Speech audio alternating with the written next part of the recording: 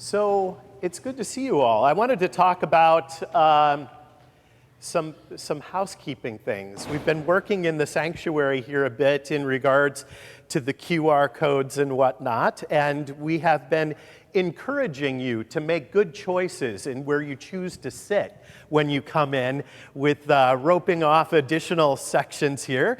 It probably feels a little tight this morning because there are so many of you. But I want you to know what a blessing it is that we would be one. And the thing is, it's affecting your singing. I don't know if you have noticed this, but your singing is better. I'm sorry. It's a thing.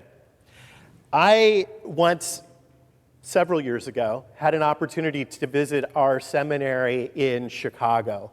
And one of the things that I thought was kind of interesting about it was a part of a larger building. And the impression I had was that we were under a staircase, not quite in a Harry Potter sort of way, but in like a large concrete kind of space sort of way. And the thing that I noticed immediately when I walked into the space is that everything seemed to echo, which was strange to me because in the United States, in Protestant churches in particular, we tend to carpet everything, like walls, ceilings, floors, pews. Everything is carpeted like you're walking into a sound studio. There is no echo anywhere. Now, if you have lived in other parts of the world, you're not accustomed to all that carpeting everywhere, and you're used to being able to clap and hear that kind of hang in the space for a bit. But it's interesting because that also impacts singing. It has to do with the gospel. So hang with me here. The extent to which the sound is muffled, like a sound studio, the extent to which you don't hear any echo in a space. One of the things that happens is that when there is group singing together, it causes you to only hear your voice. And most of us do not have bachelor's degrees in vocal performance. And so it causes us to become a little shy in our singing. And we get quieter and quieter and quieter. The more, what's the term we might use? Live, right?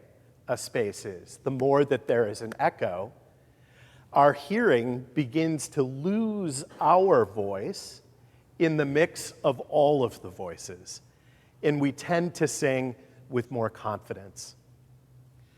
This idea that we might all be one, right? Another thing that happens when we sing, we tend to begin to breathe together because of where the pauses are in the music. It causes even our heart rhythms to become more in sync because we are doing a similar task together. Together.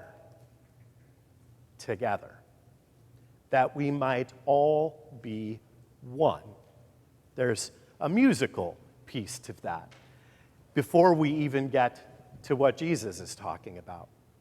Now, in our world today, when we talk about being one, and I don't mean just about the United States, this is a global phenomenon, we have always, as human beings, wrestled with what it means to be one, or to say it a little differently, perhaps, one of us, right? How have we defined throughout time and space, what does it mean to be one of us? Now, we can draw that very small.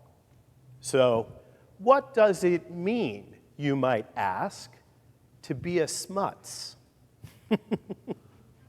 It means you have a certain nose. It means that you begin to lose your hair at some point in your life if you're a man. It means that you wear a size 8.5 shoe and you top out at about 5'6". And critically, as Marielle will tell you, you have to be loud. That is a key defining feature. Now, if we scale it up, we might say that part of being us means that we speak the same. So if you have a pastor who's constantly saying the 101, the 5, the 280, he's not from here. He's from Southern California. We think of all of the ways in which we slice and dice who we are. It might be an accent, but it might also be the color of our skin. It might be completely different languages that set us apart, or how we observe certain festivals. Within religious circles, we have these as well. There are certain parts of the Lutheran world where Sünden Mai is a big, big deal. The 17th of May, of course, right? Right? When Norway successfully threw off those Danes. So, yes. Big festival. Now, other parts of the Lutheran world, that's not as big of a festival. Like I'm thinking maybe Denmark might be a place where that's not as big a festival. But when we think of this sense, we talk about it kind of colloquially, perhaps, this sense of tribalism, right? There are a lot of big questions in the world today. What does it mean to be Norwegian?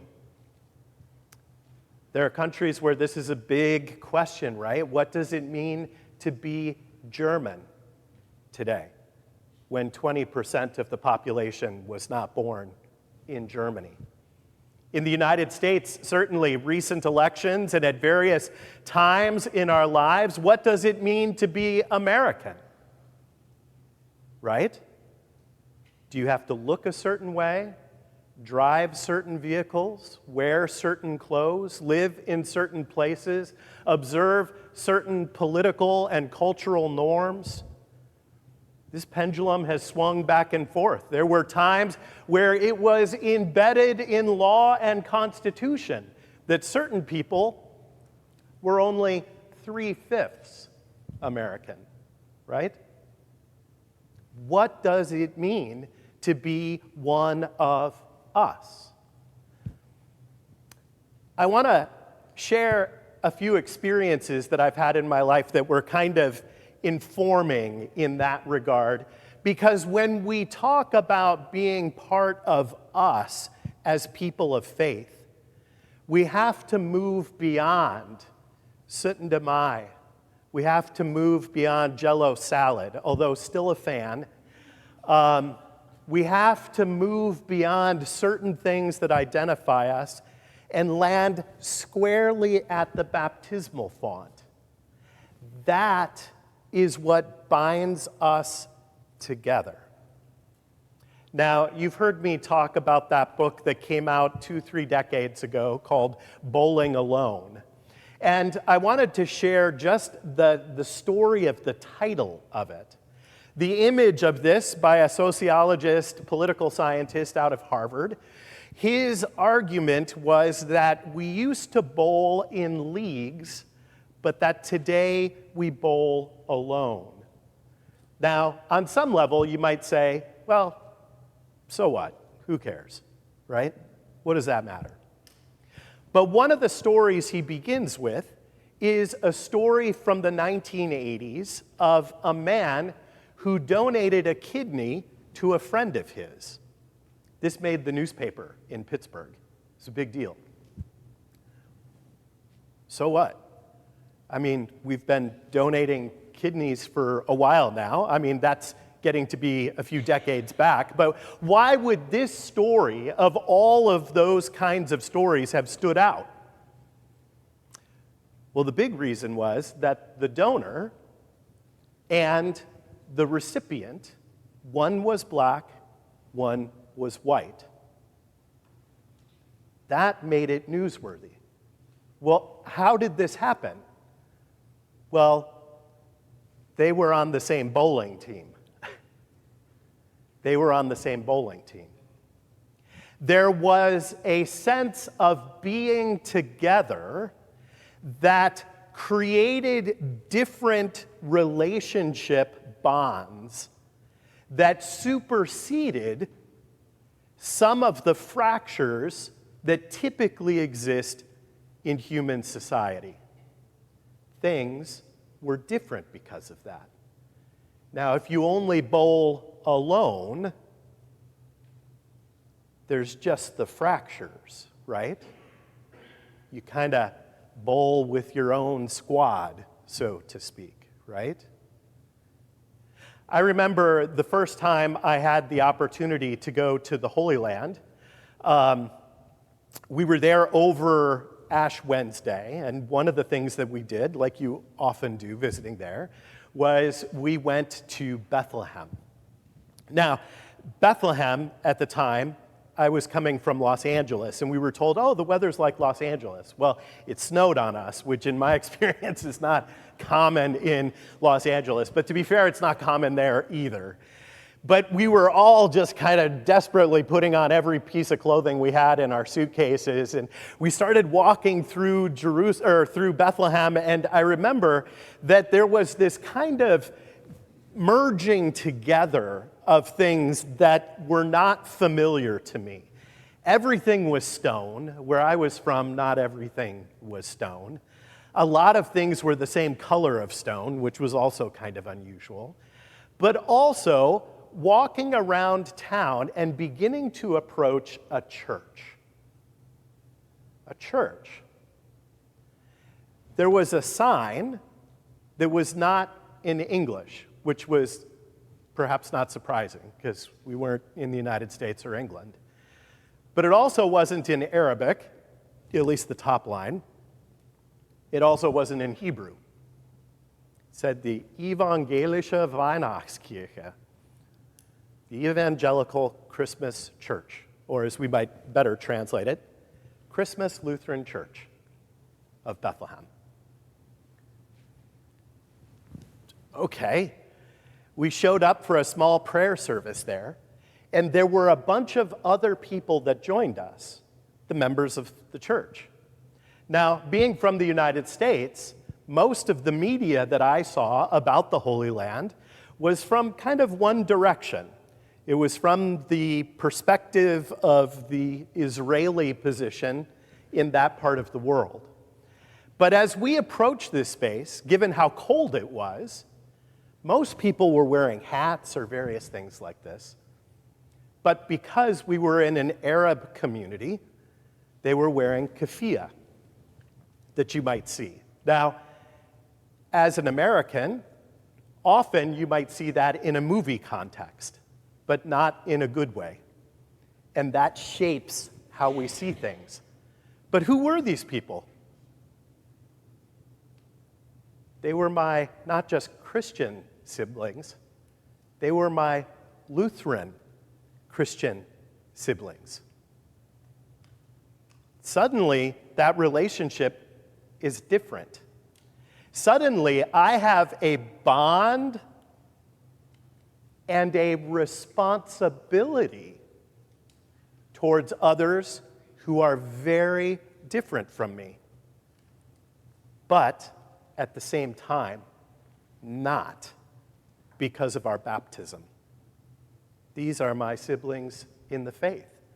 And suddenly, that just kind of jogged my worldview as to, well, what does that mean? What does that mean that there are Lutheran Christians there? Well, now I read the news differently than I used to because of that. These are my siblings. I care what happens there. It suddenly is different.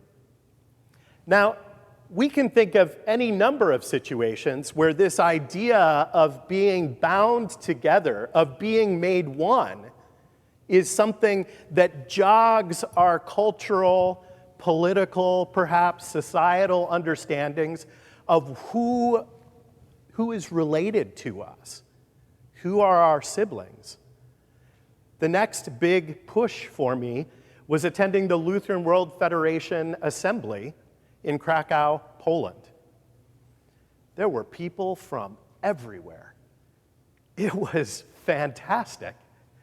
Africa, hugely represented. One of the most vibrant, biggest Lutheran communities in the whole world. In fact, I think it is the largest church in the Lutheran World Federation, the Lutheran Church of Tanzania. And they were there. Everybody was there. Lutherans from India, Lutherans from Japan. I was on a trolley and heading to the session, and there were the Lutherans from South Africa. I was like, what? How did that happen?